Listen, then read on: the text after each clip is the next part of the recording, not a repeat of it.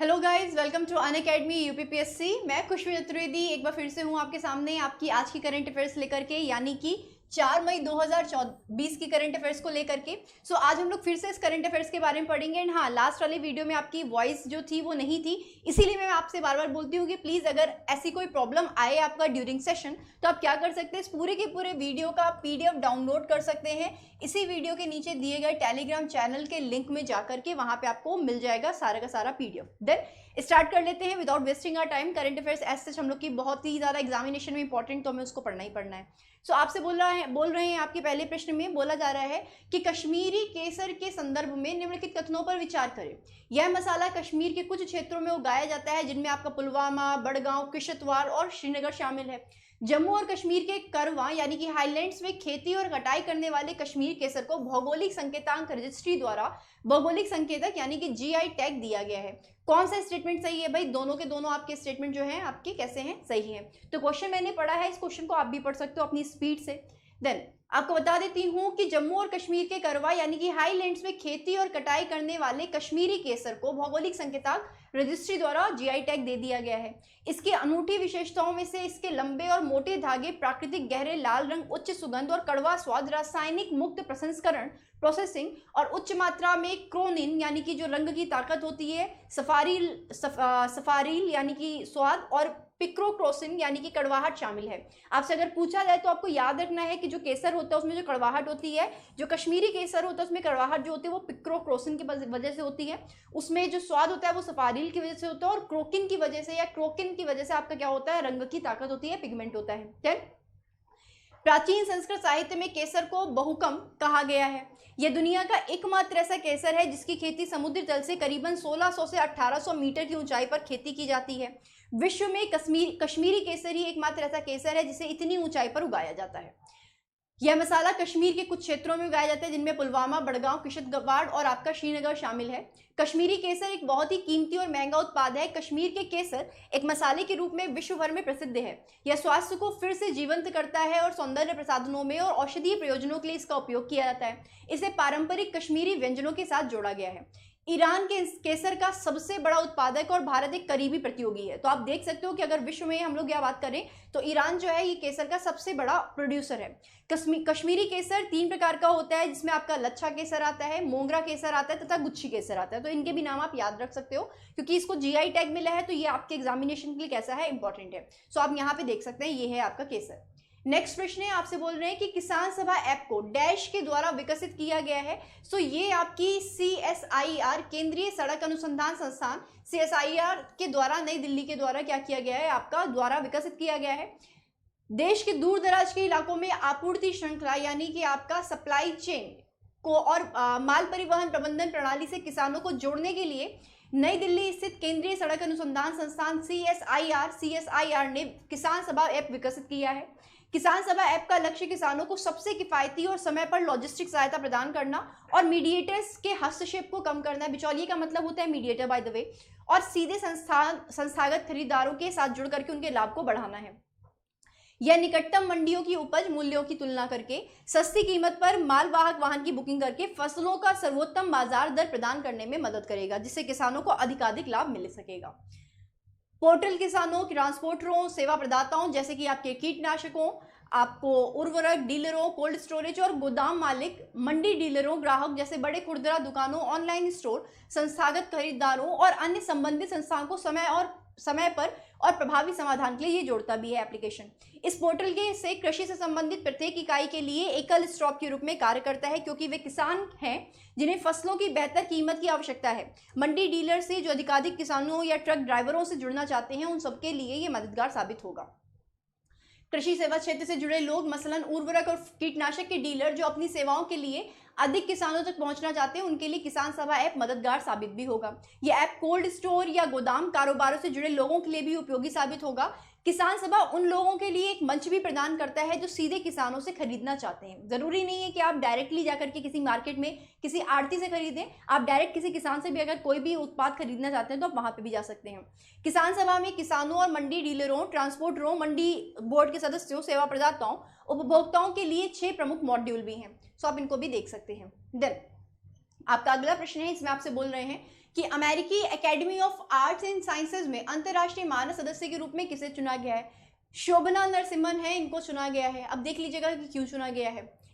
शोभना नरसिम्हन को American academy of arts and sciences के लिए अंतर्राष्ट्रीय मानद सदस्य के रूप में चुना गया है। वे वर्तमान Jawaharlal Nehru centre for advance scientific research JNCASR में सैद्धांतिक विज्ञान इकाई की प्रोफेसर हैं। उन्हें विज्ञान के क्षेत्र में उनके विशिष्ट कार्य के लिए सम्मानित भी किया गया है। उन्होंने नैनो मटेरियल्स के तर्कसंगत डिजाइन पर महत्वपूर्ण काम किया है और जांच की ऐसे आयाम में कमी लाने और आकार को छोटा करने के भौतिक गुणों पर उन्होंने प्रभाव डालता है। American academy of arts and sciences द्वारा उन विद्वानों और नेताओं को सम्मानित किया जाता है जिन्होंने विज्ञान में, कला में, मानविकी यानी कि ह्यूमैनिटीज और सार्वजनिक जीवन में खुद को उत्कृष्ट साबित किया है।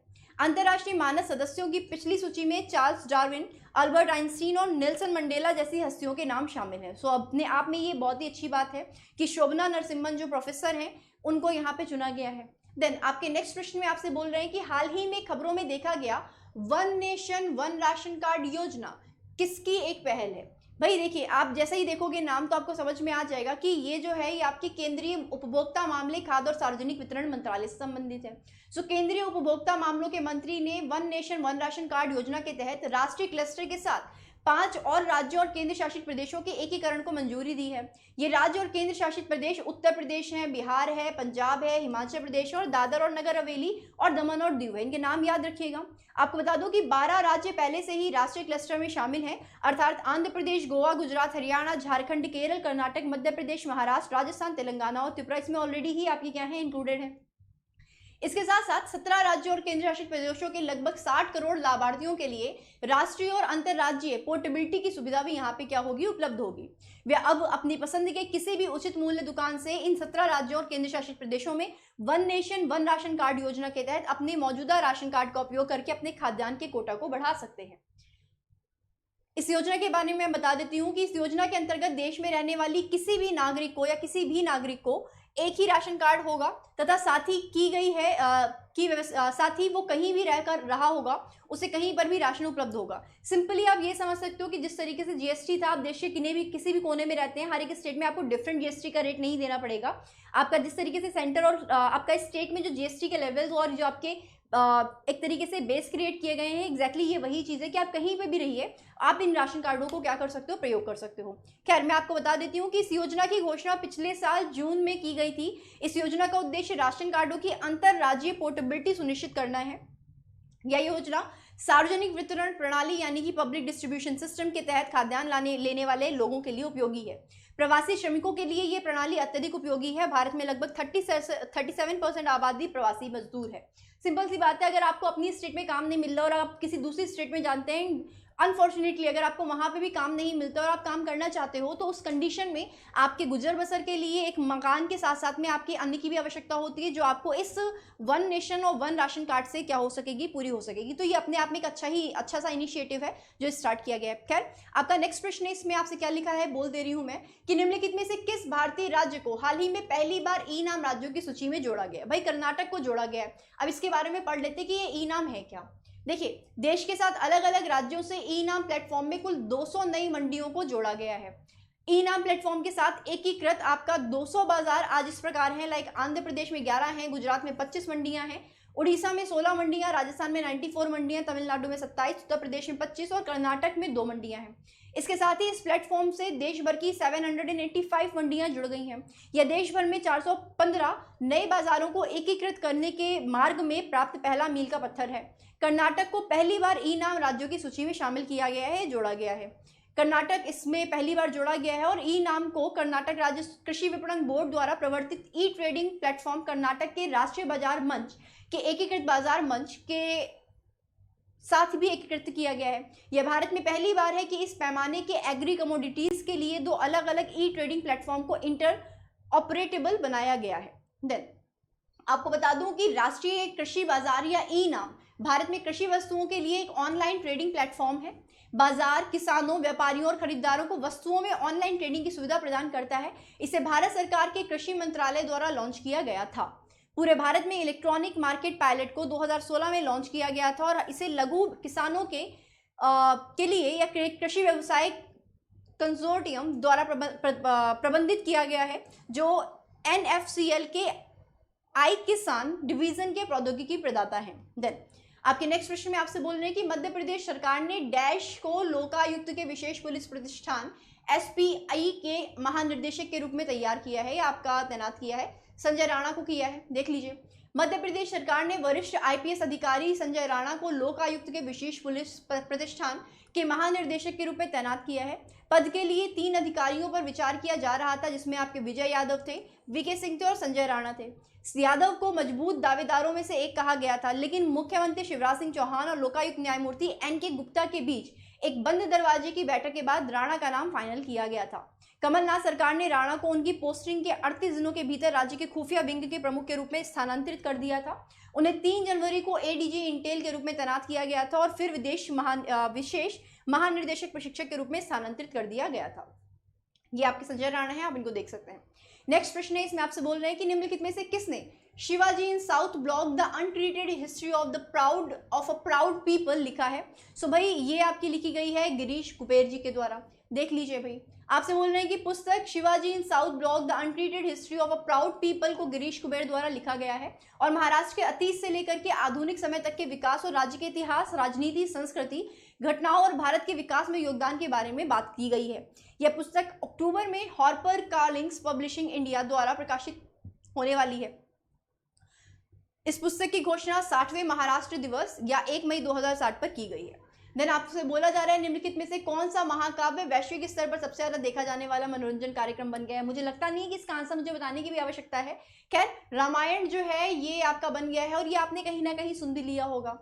वाल्मीकि के महाकाव्य रामायण पर आधारित लोकप्रिय टेलीविजन शो रामायण वैश्विक स्तर पर सबसे ज्यादा देखा जाने वाला मनोरंजन कार्यक्रम बन गया है। टीवी शो रामायण का पुनः प्रसारण मार्च 2020 में दूरदर्शन चैनल पर इंटरनेशनल पर शुरू किया गया था।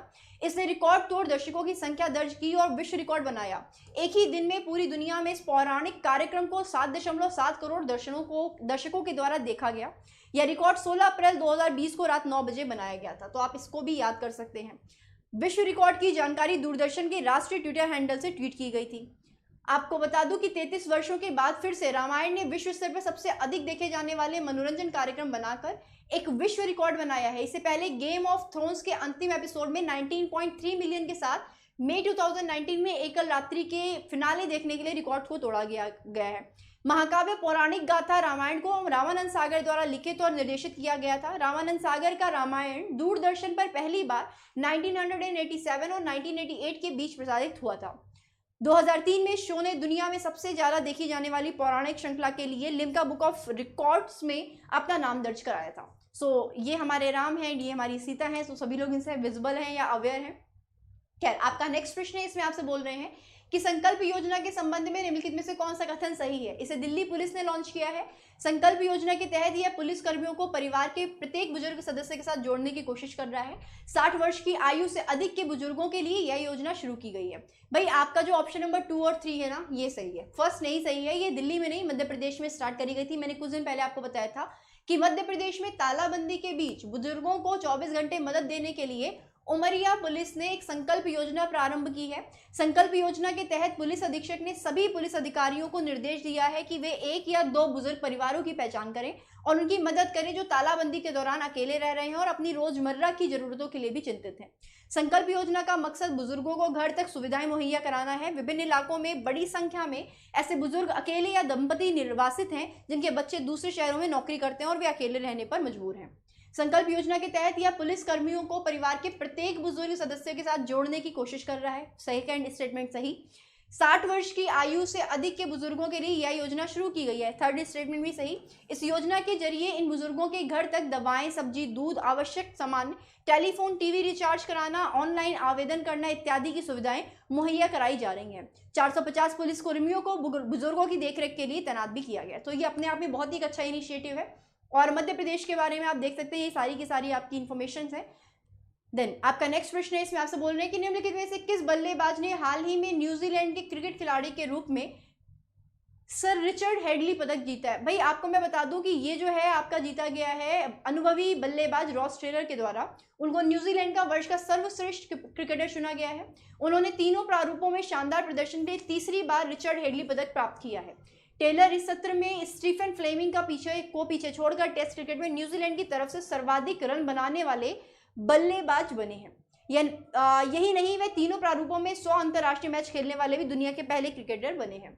आपको बता दूं कि उन्होंने पिछले सत्र में सभी प्रारूपों में 1379 आई थिंक 89 रन बनाए और जुलाई में न्यूजीलैंड की टीम को विश्व कप के फाइनल में पहुंचाने में अहम भूमिका निभाई थी। वहीं तेज गेंदबाज टिम साउदी को वर्ष का सर्वश्रेष्ठ टेस्ट क्रिकेटर चुना गया है। उन्हें इससे पहले सर्वश्रेष्ठ गेंदबाज का पुरस्कार भी मिला था। इनके बारे में मैं आपको इन्हीं करंट अफेयर्स में बता चुकी हूँ। केन विलियमसन को वर्ष का सर्वश्रेष्ठ वनडे खिलाड़ी भी चुना गया है। सो आप देख सकते हैं, ये आपके हैं रॉस टेलर और इनके बारे में इन्फॉर्मेशन आपने देखी ली होगी। सो आई होप कि आज आपको मेरी आवाज़ें आ रही होंगी और आप लोग एबल होंगे मेरी वॉइस को सुनने के साथ साथ में इस वीडियो को देखने के लिए। और अगेन मैं बोलना चाहूँगी आप लोगों से कि अगर आपको लगता है कि आपको इस वीडियो के सारे PDF को डाउनलोड करना चाहिए, क्योंकि बहुत सारी डिटेल्ड स्टेटमेंट इसमें मिला है, कंटेंट मिला हुआ है आपको, तो आप इसको डाउनलोड कर सकते हो। इसी वीडियो के नीचे दिए गए डिस्क्रिप्शन बॉक्स में टेलीग्राम चैनल के लिंक में आप उस लिंक पे जा करके टेलीग्राम चैनल से जुड़ सकते हैं। डेली मिलने वाले इन PDFs को आप डाउनलोड कर सकते हैं। So again thank you for watching the session and bye bye, tata, take care. और होपफुली कि आपको ये वीडियो अच्छा लगा हो तो प्लीज़ इसको लाइक कीजिएगा, शेयर करिएगा एंड सब्सक्राइब भी करिएगा। Thank you for watching again, bye bye.